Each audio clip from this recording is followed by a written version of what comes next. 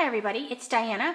I showed you a little while ago the little metal, it's actually aluminum flashing that we did at our spring fling, and I have a bunch of emails, people asking how we did it.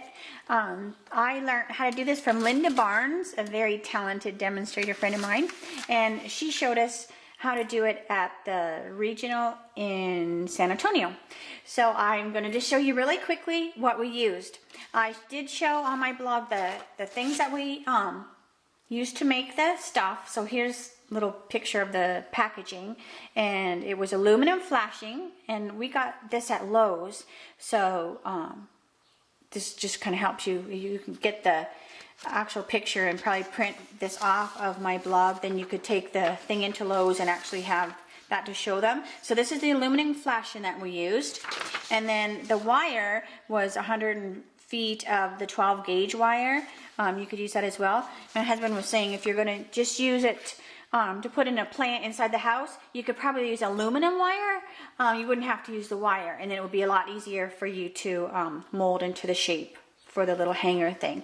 But we used the wire. But anyways, so what I did was I cut my aluminum flashing down so that it will fit onto the die. And then this is just the oval die, and I cut down the flashing because obviously you have to cut it small enough so it will fit through the big shot. Then I have my one plate down, I have the flashing on the top. Then I'm going to put my other one down, just like you would a piece of cardstock, but you're doing the flashing instead. Now I'm going to zip this through, and you can hear it cutting the metal, and it's like magic. So now you have your cut pieces. So here it is. Now I'm going to use the bigger one. So this is the one I'm going to use. Now what will happen too is you will find little pieces of metal. So you have to be really careful. I wouldn't have a child helping you with this project. But you'll see little tiny pieces of metal eventually on your die, especially when you do like some of the intricate ones, like we did the flower, and I definitely had more shards of metal. And I just took a lint roller and I just roll it over top of my die. I do this for paper pieces as well, and it keeps them nice and clean. So I just keep one in my cupboard with all my Big Shot stuff.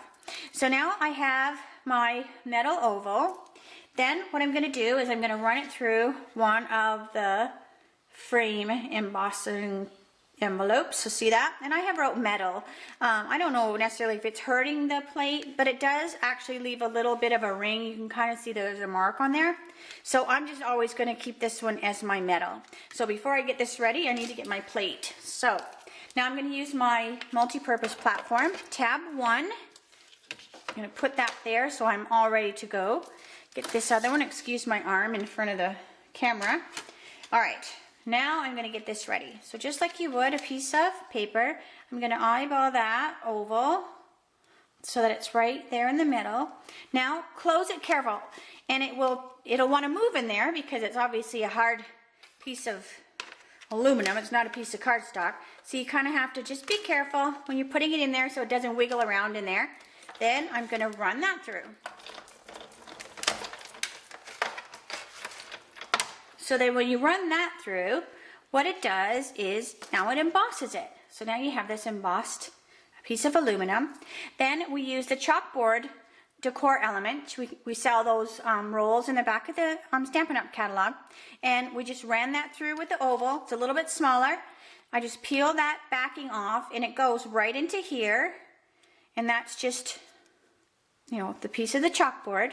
So this is the one that the girls did at class, or at the spring fling. So they did this one, and then they also put a little one of our Simply Adorned gems on it. The little flower actually is the same thing. It's the same metal, and I just sprayed it with some, this is the Krylon Dual or whatever, and we got that also at Lowe's. You may want to buy like a separate primer and a paint. This had both in it, but just be careful because it will, you know, if you're really hard on it, you can probably scratch it, but just be careful with it. But it just made the daisy have a little bit different color than the metal.